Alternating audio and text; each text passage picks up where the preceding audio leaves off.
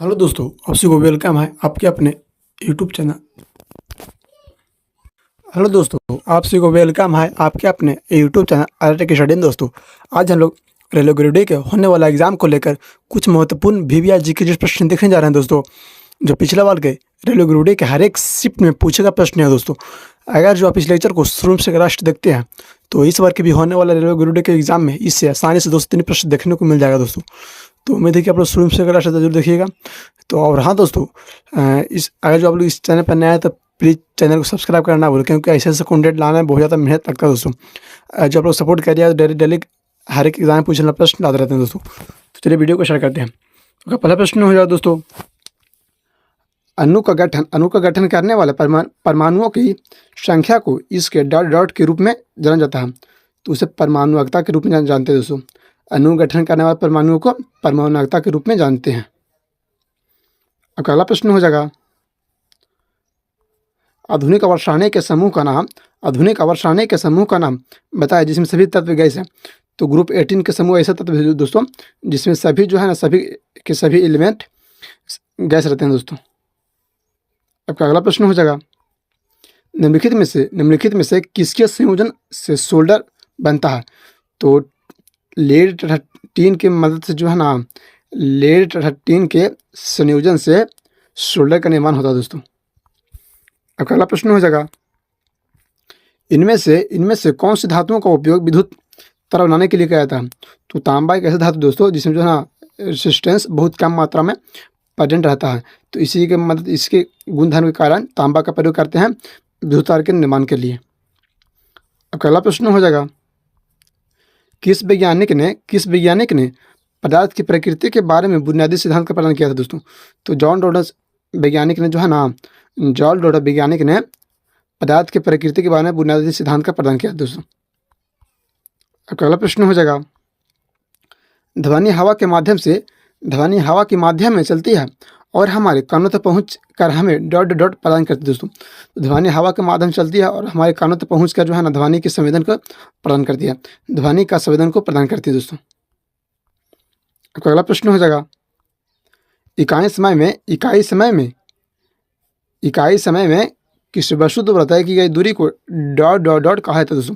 तो इकाई समय में किस वस्तु द्वारा तय की गई दूरी को औसत गति कहते हैं दोस्तों, एवरेज मोशन कहते हैं दोस्तों।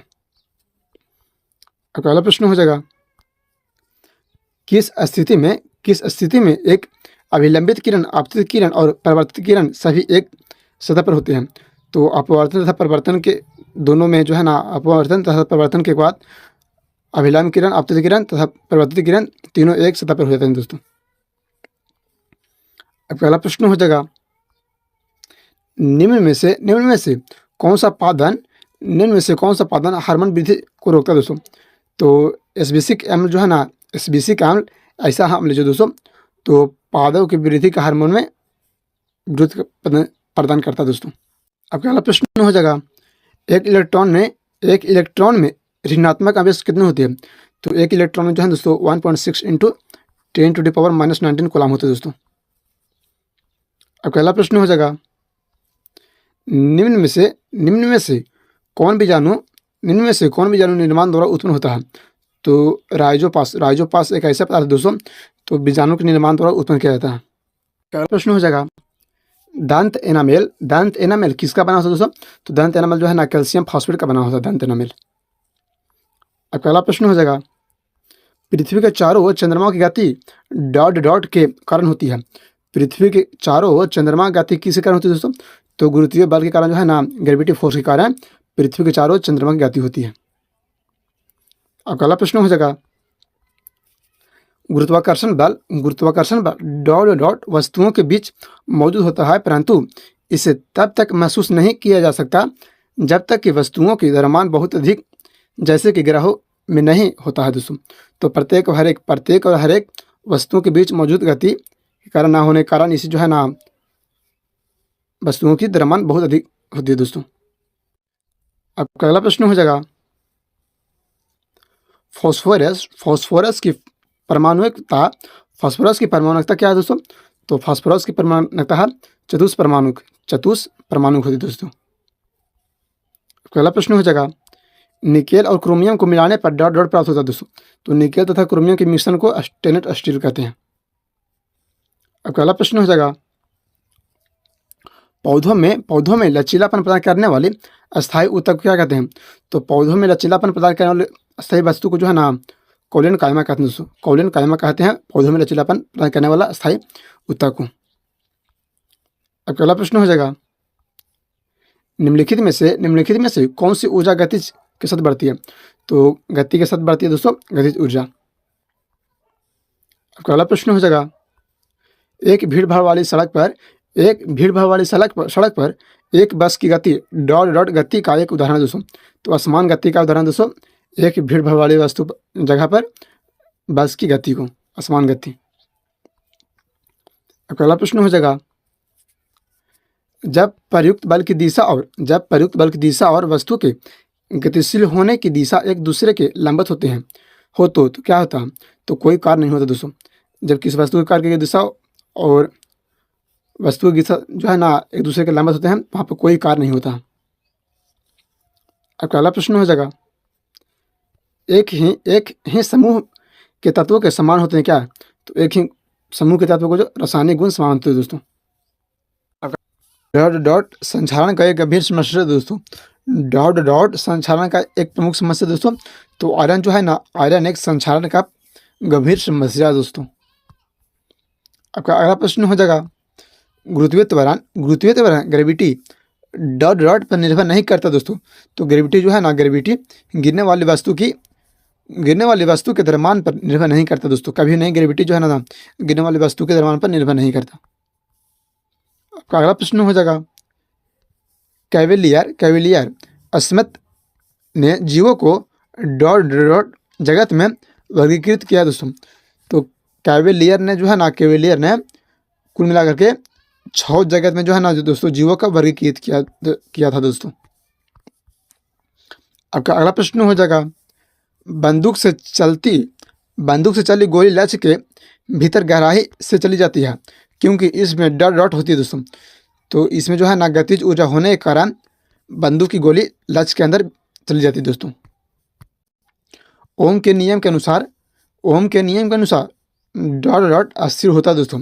तो ओम के नियम के अनुसार जो है ना R directly proportional to V बटा I होता है दोस्तों। आपका अगला प्रश्न हो जाएगा, निम्न में से कौन परमाणु बहुपरमाणुक है दोस्तों? तो गंधक जो है ना गंधक एक बहुपरमाणुक परमाणु है दोस्तों। बहुपरमाणुक परमाणु है गंधक। आपका अगला प्रश्न हो जाएगा, डॉट डॉट अल्कोहल और कार्बोक्सिलिक एसिड को वापस देने के लिए एक एसिड या वेग की उपस्थिति पर प्रतिक्रिया करता है दोस्तों। तो जो है ना एस्टर की उपस्थिति प्रतिक्रिया करता है। आपका अगला प्रश्न हो जाएगा, निम्न में से कौन सा धातु का इलेक्ट्रॉनिक विन्यास है दोस्तों? तो धातु का प्रमुख इलेक्ट्रॉनिक विन्यास होता है दोस्तों 2 और 3, जिसके अंतिम में 2 तथा 3 होता है दोस्तों। वो जो है धातु का प्रमुख इलेक्ट्रॉनिक विन्यास कहलाता है दोस्तों। आपका अगला प्रश्न हो जाएगा, निम्न में से कौन सा विकल्प सहसंयोजक यौगिक का गुण नहीं है दोस्तों? तो सहसंयोजक का गुण नहीं है दोस्तों उच्च गलनांक एवं कथनांक जो है ना सहसंयोजन यौगिक का गुण नहीं है। आपका अगला प्रश्न हो जाएगा, डॉट डॉट के प्राणी अगतिशील होते हैं। डॉट डॉट के प्राणी अगतिशील होते हैं दोस्तों। तो पोरीफेरा प्राणी जो है ना अगतिशील होते हैं। आपका अगला प्रश्न हो जाएगा, निम्नलिखित में से कौन सा मानव शरीर का सैनिक कहलाता है दोस्तों? तो मानव शरीर का सैनिक जो है ना WBC को मानव शरीर का सैनिक कहा जाता है। अब अगला प्रश्न हो जाएगा, एक वस्तु की स्थिति ऊर्जा में इसकी कहाँ डॉट वृद्धि होती है? तो ऊंचाई के साथ जो है ना काइनेटिक एनर्जी वृद्धि होती है दोस्तों। आपका अगला प्रश्न हो जाएगा, डॉट डॉट को एक अभिसरण दर्पण भी कहा जाता है। तो अवतल दर्पण को जो है ना अभिसारी दर्पण भी कहते हैं दोस्तों। आपका अगला प्रश्न हो जाएगा, डॉट डॉट भाखरा चूना बनाने के लिए पानी के साथ अधिक प्रतिक्रिया करता है दोस्तों। तो CaO कार्बन ऑक्साइड जो है दोस्तों भाखरा चूना के साथ ज़्यादा प्रतिक्रिया करता है। आपका अगला प्रश्न हो जाएगा, पानी में घुलने पर निम्न में से कौन सा एसिड कम हाइड्रोजन आयन को जो है ना देता है। तो CH3COOH एक ऐसा यौगिक है दोस्तों जो पानी में घुलने पर बहुत कम हाइड्रोजन आयन का प्रदान करता है।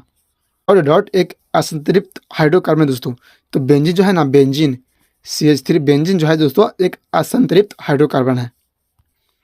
आपका अगला प्रश्न हो जाएगा, एक समतल दर्पण द्वारा बनाई गई छवि हमेशा डॉट डॉट होते हैं। एक समतल दर्पण द्वारा बनाई गई छवि जो है ना क्या होती है दोस्तों, तो समतल दर्पण द्वारा बनाई गई छवि हमेशा आभासी और सीधा प्रतिबिंब होता है दोस्तों। हाँ दोस्तों, एक बात और बताना चाहते हैं, अगर जो अभी इस चैनल पर नया प्लीज़ चैनल को सब्सक्राइब करना ना भूलें, क्योंकि जो है ना ऐसे ही कंटेंट हर एक एग्जाम में पूछे जाने वाला प्रश्न बार बार इस चैनल पर लाते रहते हैं दोस्तों। तो प्लीज़ चैनल को सब्सक्राइब करें एंड सपोर्ट करें दोस्तों। तो वीडियो देखने का थैंक यू, धन्यवाद।